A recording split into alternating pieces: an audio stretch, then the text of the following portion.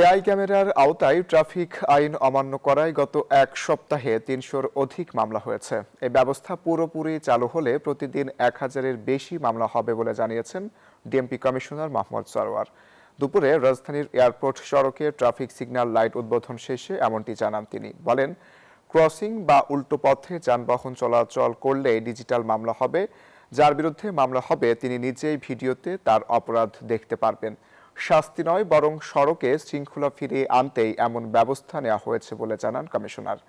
আপাতত ৮টি point traffic signal light স্থাপন হলেও প্রায় ৩০টি পয়েন্টে এই ব্যবস্থা চালু করা হবে বলেও জানান পুলিশ কমিশনার।